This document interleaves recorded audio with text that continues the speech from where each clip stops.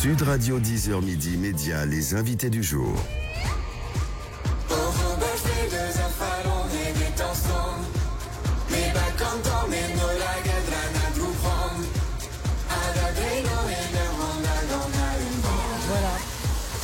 Alors, ce ne sont pas Alvan et AS que nous recevons, mais c'est bien Sébastien Barquet, journaliste à Télé Loisirs, spécialiste de l'Eurovision, et Alexandra Redamiel, bonjour, directrice des divertissements et jeux de France Télévisions et chef de la délégation française, et un peu la fée magicienne quand même de tous ces Eurovisions, puisque vous avez quand même cartonné, hein, même si on n'a pas gagné l'année dernière. Barbara Pravi était arrivée en deuxième position. Et l'Eurovision Junior, qu'on a gagné, enfin que vous avez gagné, qu'on a gagné un petit peu, on l'a partagé avec vous. Ce qu'on a entendu, ce sont les candidats français. Déjà, comment ça va à Turin, pardon. Bonjour Turin. Bonjour Turin, bonjour Paris. Tout va bien, on est en pleine, on a plein d'énergie, puis vous nous en donnez en plus ce matin, donc c'est très cool. On est sur la dernière ligne droite, donc en fait toutes les émotions se mélangent. Oui, Gilles vous a demandé hors antenne si vous aviez le temps de tester les bons restaurants de Turin. Non, j'ai répondu que ça c'était dans le métaverse, hein. Autant vous dire qu'on n'a pas le temps, on fait la salle, l'hôtel, la salle. Et on n'arrête pas. Et alors vous faites quoi? Ça consiste en quoi là, ces derniers préparatifs? C'est donc demain soir sur France 2, la finale de l'Eurovision à Turin. Ce sera commenté par Laurence Boccolini et Stéphane Bern, présenté par Mika et Laura Pausini. C'est quoi votre dernière journée là? Aujourd'hui, on est vendredi. Qu'est-ce que vous faites depuis quelques jours? Très clairement, en fait, c'est un mélange de beaucoup de choses. C'est-à-dire qu'il y a beaucoup d'interviews, beaucoup de mobilisation, beaucoup de presse autour de la délégation française et des artistes. Et puis, on est en préparation de demain matin, puisque demain matin, on arrivera à partir de 8h à la salle pour répéter en fait toute l'émission de vendredi, avec le jury chaud, hein, qui est extrêmement important puisqu'il compte pour 50% du résultat. Oui.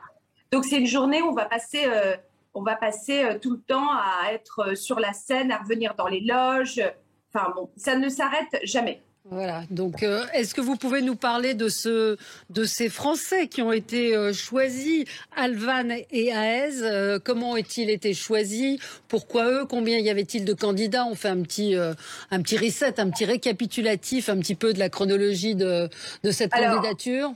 Je vais essayer d'être le plus explicite possible. Donc, il y a eu la sélection nationale Eurovision France, c'est vous qui décidez. 12 candidats ont été sélectionnés. Parmi ces candidats, Alvan et Aez, qui ont été plébiscités par le public français et qui sont donc à Turin avec nous aujourd'hui.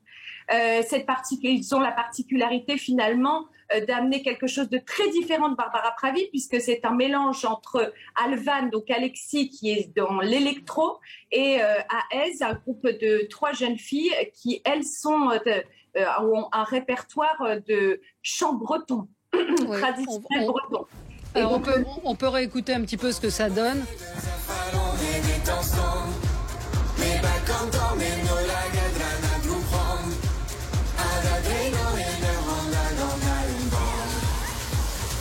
Voilà.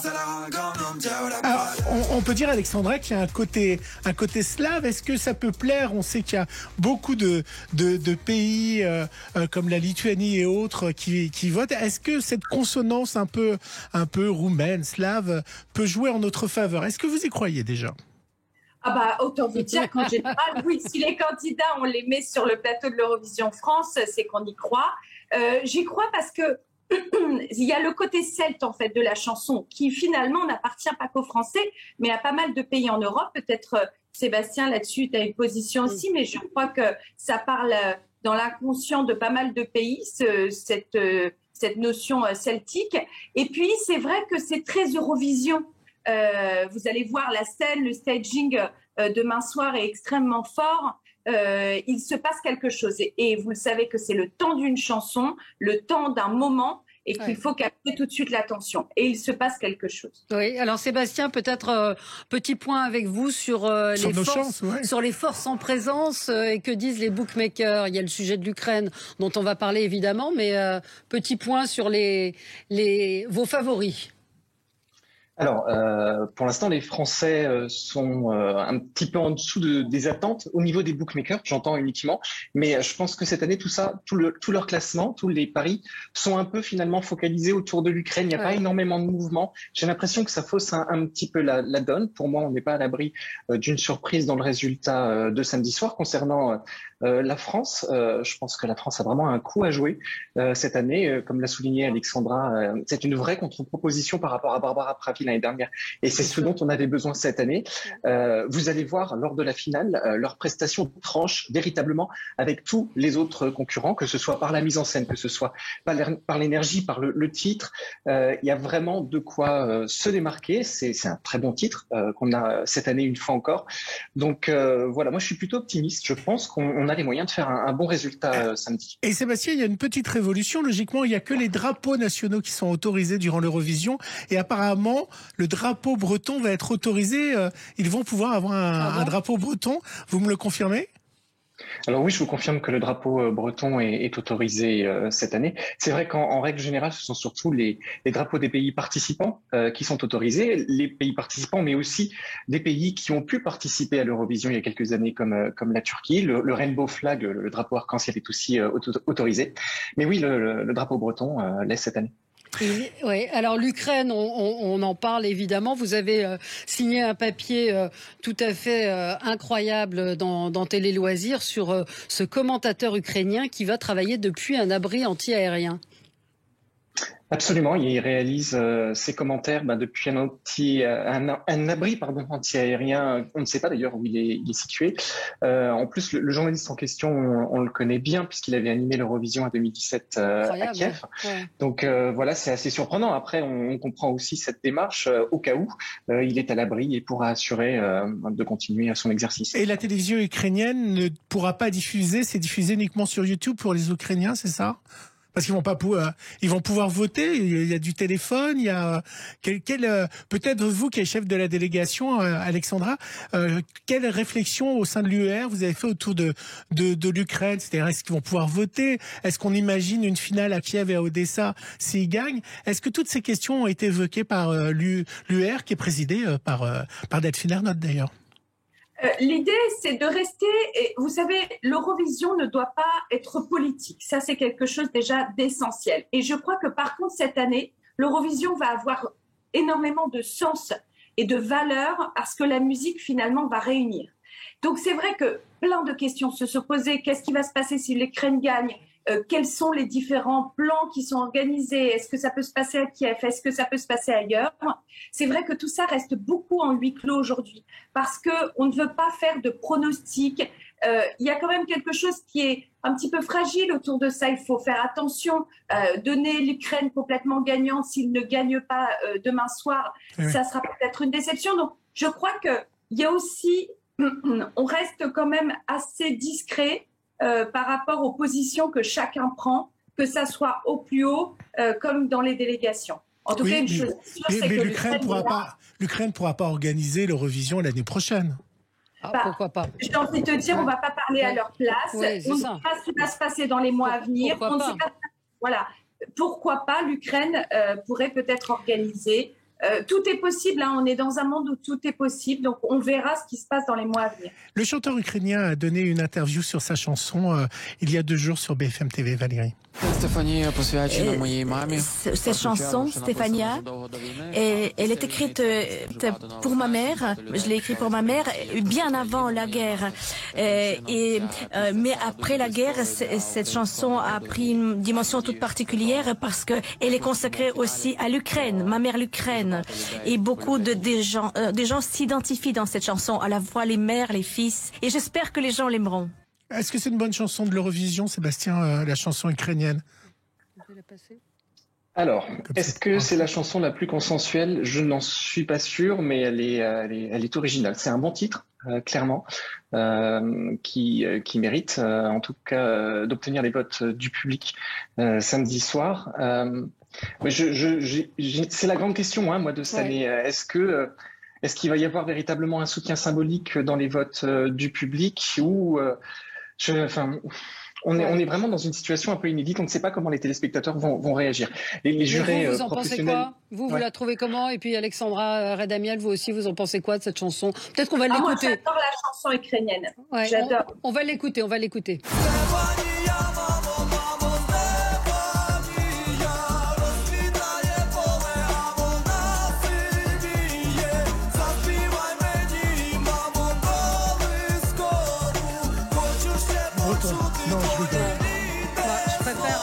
Je préfère la France, hein, Alexandra, sans chauvinisme aucun.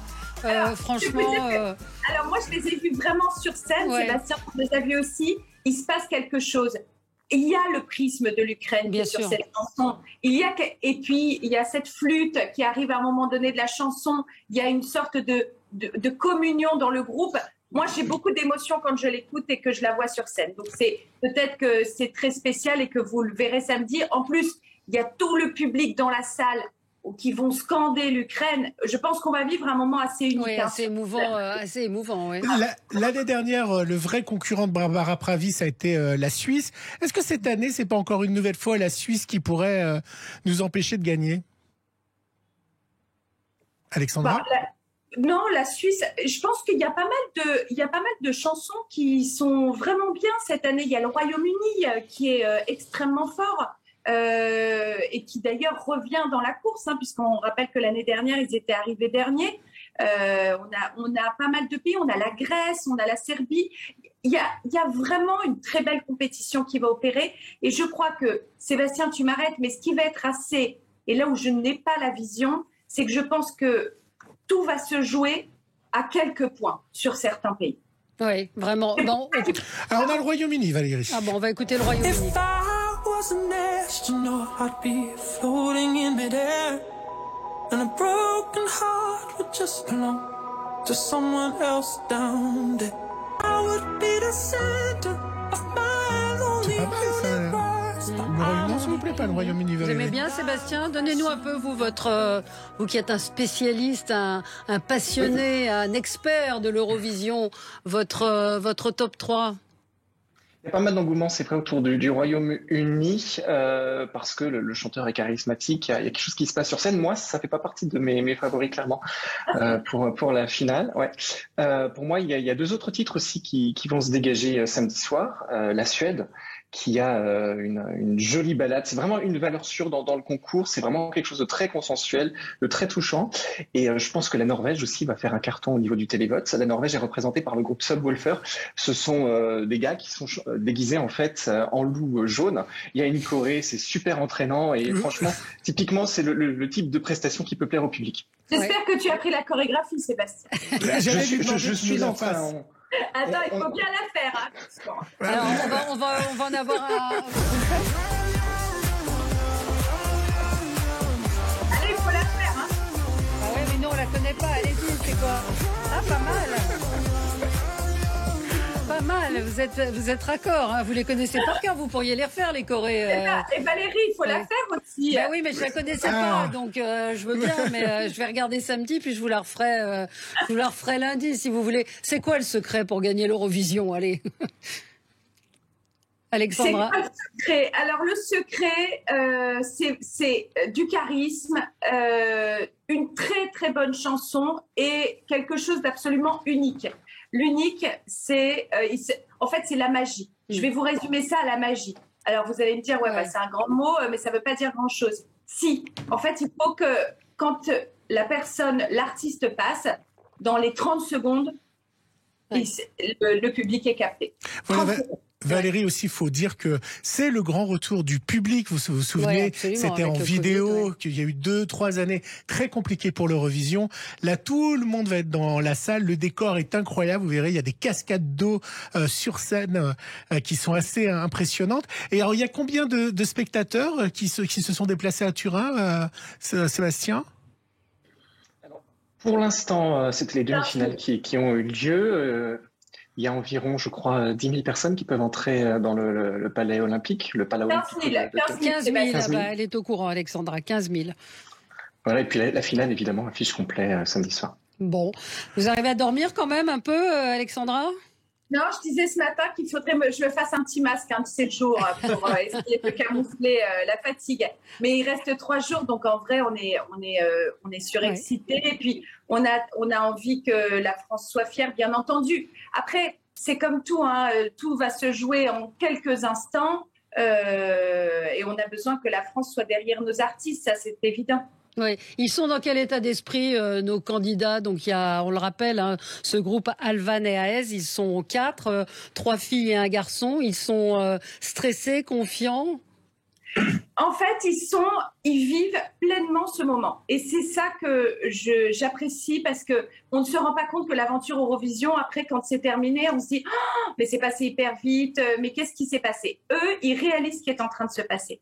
Donc, ils profitent de chaque instant, ils s'émerveillent. Et je trouve que c'est génial de dire mais c'est incroyable cette rencontre. Par exemple, hier, on a fait ce qu'on appelle l'Eurovillage, c'est-à-dire c'est un concert qui est organisé dans la semaine de l'Eurovision. Et donc, ils chantaient, c'est une sorte de festival devant des centaines de publics. Et là, il y a eu un très bel échange, par exemple, avec l'Ukraine. Et ils ont chanté ensemble la chanson Stefania, que vous pouvez retrouver sur les réseaux sociaux d'ailleurs. Mais on l'a, Alexandra, on va finir là-dessus. Gilles est un spécialiste aussi à sa manière. Vous doutez que je l'avais mis de côté. Écoutez ce duo qu'ils ont fait avec les Ukrainiens. C'était ça. Et il peut compter aussi sur le soutien d'autres participants, comme la France, dont les représentants Alvan et Aez ont entonné hier soir leur chanson avec eux. Évidemment, on ne peut que soutenir l'Ukraine dans ce contexte actuel. C'est notre manière aussi de montrer partager un moment musical, surtout. C'est émouvant, c'était un sujet de BFM que je vous ai mis de côté. Oui, très, très émouvant. Donc, on les soutient. En tout cas, on est avec eux. À signaler, Sébastien, c'était dans un de vos articles qu'un des chanteurs du groupe ukrainien était obligé de partir à la guerre. Est-ce qu'il a été mobilisé? En fait, c'est l'un des danseurs. C'est l'un des danseurs. Oui, qui est resté au pays du coup et qui a été remplacé par un autre danseur ici en Italie. Il faut savoir que les membres du groupe Kalush Orchestra bénéficient d'une autorisation spéciale de l'Ukraine pour pouvoir participer au concours Eurovision. On est avec vous, Alexandra Redamiel, et puis Sébastien Barquet. On compte sur vous également pour nous tenir au courant en live tweet. Et on vous souhaite bonne chance et un gros M. Voilà. Et puis vous avez vraiment une énergie, Alexandra Redamiel, qui fait que vous avez la capacité de les emmener loin. On vous le souhaite en tout cas. Merci à vous. Merci pour votre soutien à tous et merci d'être toujours présents dans ces moments importants. C'est important l'Eurovision quand même. C'est drôlement important. Ouais, on est toujours là. Allez, merci à vous. On se retrouve dans un tout petit instant avec Gérard Collard et Lily.